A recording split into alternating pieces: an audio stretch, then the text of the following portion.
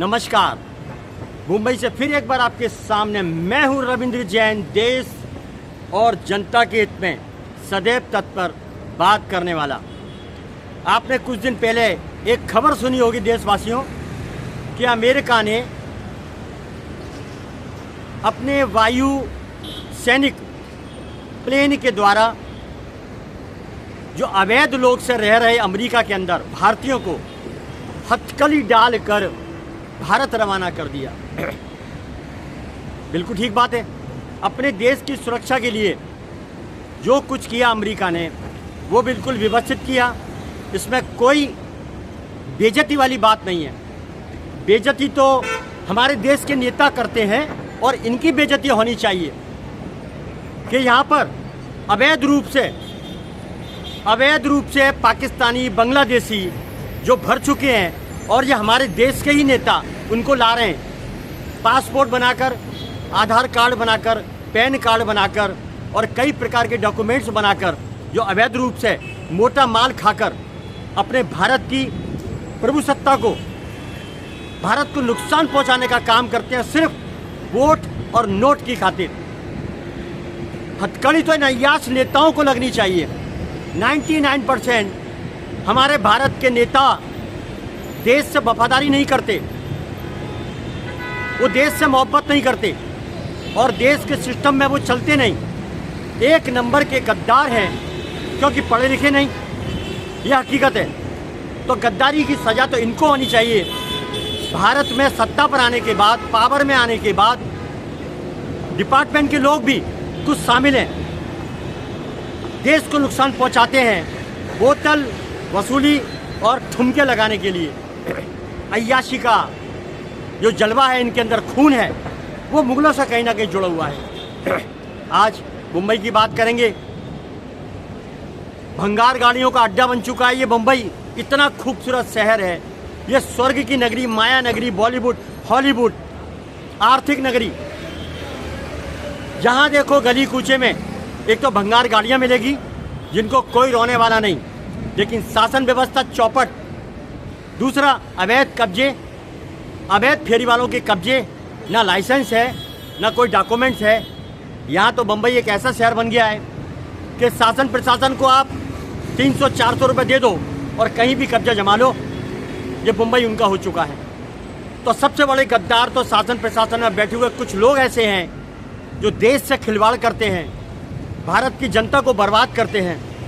खान पान में क्या खिलाया जा रहा है, फेरी वालों के थ्रू, उनके माध्यम से उन ऑफिसरों को कोई मतलब नहीं, शासन प्रशासन में बैठे हुए नेताओं को कोई मतलब नहीं, बस माल आने दो। ये बुलबुल के चक्कर में फंसे हुए इन नेताओं को यहाँ पर एक बात समझ में आती है। लोगों ने कहा कि उत्तर प्रदेश तो बहुत बड़ा शहर है, गुंडों का शहर, जो भगवादारी ने ठोक ठोक के बिल्कुल समतल कर दिया, वहाँ से गंदगी साफ कर दी। ना तो वहाँ माफिया है, ना ड्रग्स का कारोबार होता है, ना अवैध कब्जे होते हैं, ना वसूली होती है। शासन प्रशासन को सबको ठीक कर दिया। तो लोगों ने कहा कि यहाँ भी उत्तर प्रदेश से बड़ा नहीं है महाराष्ट्र, लेकिन यहाँ के नेता, उनमें ताकत ही नहीं है, संभाल ही नहीं पा रहे। महाराष्ट्र की बात तो छोड़िए, एक मुंबई को संभाल लीजिए, वो भी नहीं होता है। इतना खूबसूरत मुंबई, हेरिटेज, चारों तरफ एक से एक खूबसूरत बिल्डिंगें यहाँ पर मौजूद हैं, उसके बावजूद ये कब्जा करा करा के सड़कें, पूरे सड़कें खा गए। माल आने दो, जो जनता के लिए सड़कें हैं। मुंबई हाई कोर्ट का आदेश है, कितनी बार मुंबई हाई कोर्ट ने आदेश दिया कि जनता के लिए जो सरकार, जो फुटपाथ हैं वो जनता को चलने दिया जाए।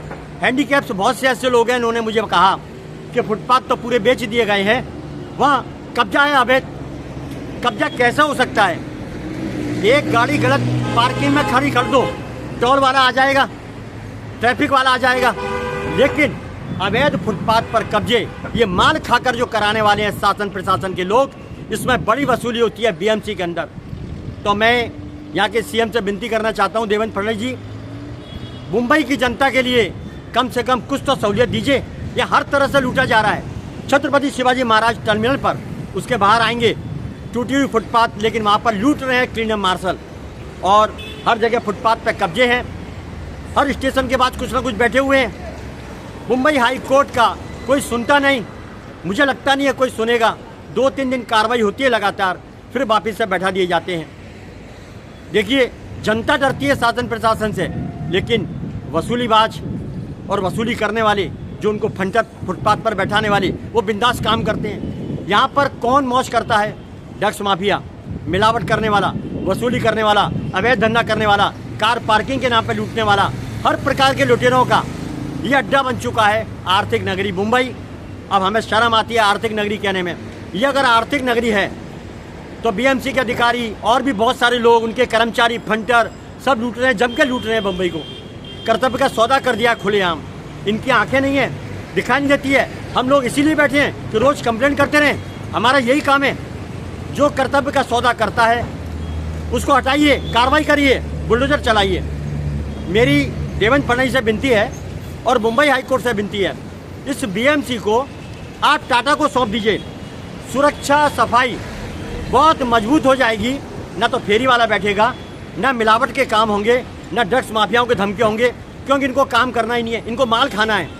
नाच मेरी बुलबुल तुझे पैसा मिलेगा, वसूली बार में नाचने के लिए उनको पैसा चाहिए, इसलिए करोड़ों रुपए की वसूली रोज करते हैं और बार में जाके बैठ जाते हैं। मेरी देवेंद्र फडणवीस से विनती है, आप सीसीटीवी कैमरे हर बार के चेक करिए, अंदर मिलेंगे रात को गड्ढे नौछावर करते हुए। अरे फांसी दे दीजिए ऐसे गद्दारों को जो अपने डिपार्टमेंट से गद्दारी करते हैं, अपने देश से गद्दारी करते हैं। पर फांसी देगा कौन? सब मिले हुए हैं यहाँ पर, 99% शासन प्रशासन के लोग मिले हुए हैं, बड़ा मोटा हफ्ता खाते हैं। तो ऐसे गद्दारों को फांसी कौन देगा? माल तो ऊपर तक जाता है, खुलेआम हत्याएं हो जाती हैं, खुलेआम ड्रग्स के कारोबार होते हैं, खुलेआम गैर कानूनी काम होते हैं, लेकिन शासन प्रशासन मौज करता है, फ्री का खाता है सरकार का। जनता को परेशानी, सिर्फ जनता को लूटो। टोल पार्किंग वाले, कार पार्किंग वाले, वसूली वाले, फेरी वाले, सबने पूरे बम्बई का माहौल खराब करके रख दिया है। छत्रपति शिवाजी महाराज टर्मिनल के बाहर जाएंगे, वहाँ देखिए आप, रात को ड्रग्स के शीशा बिकती हैं।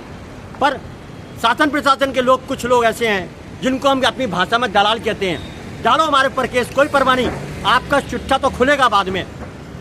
वसूली करते हैं, वसूली ड्रग्स माफियाओं से वसूली करते हैं। वरना मुंबई आर्थिक नगरी है, मुंबई माया नगरी है, मुंबई बॉलीवुड है, मुंबई स्वर्ग है, मुंबई ऐतिहासिक नगरी है, मुंबई श्री राम की नगरी है। यहाँ ऐसा कुछ हो नहीं सकता है। लेकिन ये दलालों की खातिर, मुंबई के कुछ दलालों की खातिर, वसूलीबाजों की खातिर, नाचने वालों के खातिर हमारी मुंबई की संस्कृति बिगड़ चुकी है। लोग परेशान हो चुके हैं, लोगों को सुविधा नहीं। कोर्ट में जाओ तो तारीखें मिलेगी थैला भर भर के, हॉस्पिटल में जाओ तो लंबे लंबे बिल मिलेंगे, टेस्टिंग पे टेस्टिंग। तो आदमी जाए कहाँ? गाड़ी लेके अगर निकलता है तो पार्किंग वाले खा जाते हैं 70 रुपये घंटा। 70 रुपये घंटा पार्किंग वाले खाते हैं। अवैध रूप से ये पैसा कहाँ जाता है पता नहीं। फुटपाथ घेर रखे हैं, पूरा कब्जा करा रखा है इन लोगों ने, जो पब्लिक के लिए है। कोर्ट के, हाई कोर्ट के आदेश की, सुप्रीम कोर्ट के आदेश की कोई पालना नहीं करता है, डरता ही नहीं है। सुप्रीम कोर्ट तो ये खुद हो चुके हैं, ये सुप्रीम कोर्ट से ऊपर हो चुके हैं, मुंबई हाई कोर्ट से ऊपर हो चुके हैं। तो नेताओं में दम नहीं, नेताओं में बिल्कुल दम नहीं, इन नेताओं में देशभक्ति है ही नहीं। तो फिर क्या करना चाहिए? माननीय मुंबई उच्च न्यायालय जी, ऐसा लगता है कि महाराष्ट्र में एक दमदार नेता की सख्त जरूरत है। जैसे योगी आदित्यनाथ ठोक देता है गुंडों को, तारीख पर तारीख नहीं चाहिए, गंदगी रखने का मतलब नहीं, ठोक दो कानून। महाराष्ट्र के अंदर ठोको कानून, कटपटी पर रख दो, ठोको कानून बहुत जरूरी है। गद्दारी करी है देश से और सामने प्रूफ है तो ठोक दो। जेल में बंद करने का, कोर्ट में तारीख देने का कोई मतलब नहीं, सीधा पहुंचा दो स्वर्गलोक, स्वर्ग पहुंचाओ। गंदगी साफ करो। अगर देश को बचाना है, महाराष्ट्र को बचाना है और गंदगी साफ करनी है तो सबसे पहले ड्रग्स माफियाओं को मिटाना होगा, मिलावट करने वालों को मिटाना होगा, गलत धंधे करने वालों को मिटाना होगा। और ये वसूलीबाज हमारे शासन प्रशासन में बैठे हुए हैं, सबसे पहले तो उनके ऊपर बुलडोजर चलना चाहिए, उनके घर पर बुलडोजर चलना चाहिए, क्योंकि गंदगी यहाँ से शुरू होती है। शासन प्रशासन में बैठे हुए ज़्यादातर लोग इस गिरोह, गैंग में शामिल हैं। गैंग, गिरोह, जिसको बोलते हैं ना गिरोह, भ्रष्टाचारी का गिरोह, वसूली का गिरोह, मिलावट का गिरोह, दूध में केमिकल मिलाने का गिरोह, बहुत सारे गिरोह। जैसे आप होटल में जाएंगे, मीनू कार्ड देखिए, मीनू कार्ड, ये सब्जी, वो सब्जी, ये वो, तो ऐसे गिरोह बैठे हुए हैं यहाँ पर मुंबई शहर में। इन गिरोह का सरगना कौन है? शासन प्रशासन में बैठे हुए कुछ लोग ऐसे सरगना हैं जो अपने मिट्टी में मिला रहे हैं अपने देश को। देखिए, अमेरिका ने बहुत अच्छा किया। जो भारतीय घुसके चोरी करके घुस के गए थे, तो अमेरिका ने उनकी कितनी बड़ी बेइज्जती की। ये भारत सरकार के लिए बहुत बड़ी बेइज्जती है कि घुसपैठियों को रोका जाए। आधार कार्ड, पैन कार्ड, पासपोर्ट सब नकली बनाते हैं यहाँ पर। तो लोगों ने मेरे को यहाँ तक कहा कि महाराष्ट्र आर्थिक नगरी गिना जाता है, लेकिन यहाँ पर अर्थ है नहीं, यहाँ भिखमंगे ज़्यादा हैं, ऐसा लोगों ने बोला। इसीलिए शासन प्रशासन में बैठे हुए लोग आधार कार्ड, पैन कार्ड सब फर्जी बना देते हैं। 100, 200, 500, 1000 रुपये में फर्जी ला के भीड़ इकट्ठी कर दी। पूरा बम्बई भर चुका है। चारों तरफ देखिए करोड़ों की तादाद में फेरी वाले बैठ चुके हैं। ये फेरी वाले यहाँ के नहीं हैं, ये पूरा वसूली के तहत काम होता है। ये ठेके पर लाए हुए लोग हैं। ये किस तरीके के लोग हैं नहीं मालूम, लेकिन किसी दिन बम्बई शहर को नुकसान पहुँचा सकते हैं। ये ठेके पर लाए हुए शहर जिसमें शासन प्रशासन मिला हुआ है वोट और नोट की खातिर। महाराष्ट्र के सीएम देवेंद्र फडणवीस से विनती करता हूँ, जो योगी कर सकता है। 1947 के बाद से कोई नेता हिंदुस्तान में नहीं आया, एक ही नेता दमदार आया, योगी आदित्यनाथ भगवाधारी। योगी आदित्यनाथ भगवाधारी जिसने भारत की संस्कृति को बचाया, भारत की विभिन्न भाषाओं को बचाया, त्योहारों को बचाया, गंदगी साफ कर दी ठोको कानून के तहत। तो और शहर में क्यों नहीं हो सकता है, और प्रांतों में क्यों नहीं हो सकता है। महाराष्ट्र के सीएम में दम है। लोगों ने कहा वो काम करेंगे, विश्वास नहीं तोड़ेंगे। हम भी ये बात बोलते हैं, देवेंद्र फडणवीस जी विश्वास मत तोड़िए। सत्ता तो आज है, कल नहीं रहेगी। कर्तव्य का शुद्धता से पालन किए और ठोको कानून के तहत सख्ती पर आ जाइए। शासन प्रशासन में बैठे हुए मिली भगत के जो लोग हैं, सबसे पहले उनकी सफाई करिए, अपने आप सफाई हो जाएगी। इनकी मिली भगत से देश में गद्दारी करने वाले लोग मोटा माल कमाते हैं। रात को बाहर में जाके बैठ जाते हैं और हिलते रहते हैं, गाना गाते हैं, नाच मेरी बुलबुल तुझे पैसा मिलेगा। इन पर कार्रवाई कौन करेगा? जब शासन प्रशासन में बैठे हुए लोग हैं देश के गद्दार, तो उन पर कार्रवाई कौन करेगा? चंद लोगों के कारण महाराष्ट्र का ये मुंबई शहर, जिसका नाम है छत्रपति शिवाजी महाराज के नाम पर ये शहर महाराष्ट्र, इतनी पवित्र भूमि है, इतनी दमदार असरदार भूमि है, उसका नाम खराब कर दिया। ड्रग्स के कारोबार खुलेआम। क्यों? यहाँ की सरकारें फेल हो गई? फेल नहीं हुई हैं, कानून तो बहुत मजबूत है, लेकिन मोटी मोटी गड्डियाँ, मैंने आपको पहले ही बताया, बाहर में जाना है, नाच मेरी बुलबुल को उसको पैसे उड़ाने हैं, झूमना है, तो झूमने वाले लोगों पर सख्त कार्रवाई की जाए और हर बार के सीसीटीवी कैमरे चेक किए जाए। ज़्यादातर 99% शासन प्रशासन के लोग झूमते हुए नजर आएंगे बार के अंदर और अपनी बुलबुल को गड्डियाँ लुटाते हुए नजर आएंगे। तो ऐसे लोगों को ठीक चौराहे पर खड़ा करके फांसी दी जाए, क्योंकि आम आदमी गलती करता है तो उसे फांसी पर लटका देते हो, और ये शासन प्रशासन में बैठ के सेटिंग कर लेते हैं, बोलने वाले को मरवा देते हो। जो आप सत्य बात करता है, जो पोल खोलता है, उस पर आप हमला करते हो, हमला कराते हो, धमकी दिलवाते हो। मेरी विनती है मुंबई हाई कोर्ट से, आप इनको बराबर अपने तरीके से, इनके घर तक पर बुलडोजर चलना चाहिए, पूरे खानदान की जांच होनी चाहिए। बम्बई में कमाया और बम्बई से बाहर इन्होंने अपने घरों को सजाया, वहां तक कार्रवाई करिए। देश का पैसा है, हराम का पैसा नहीं है, ये जनता का पैसा है, जनता की मेहनत का पैसा है। और अय्याशी करते हैं जो लोग, टैक्स के माध्यम से हमने हर अरबों रुपया रोज जाता है, फिर वसूली भी करेंगे, टैक्स भी लेंगे।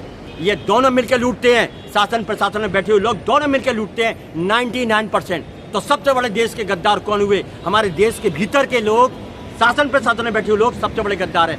शर्म कर लो, डूब मरो चुल्लू भर पानी में। हमारे देश की आर्मी को देख लो, हमारे देश की आर्मी बॉर्डर पर खड़ी हुई है, सीने पे गोलियां खाती है, तिरंगा गिरने नहीं देती और दुश्मनों के छक्के छोड़ा देती है।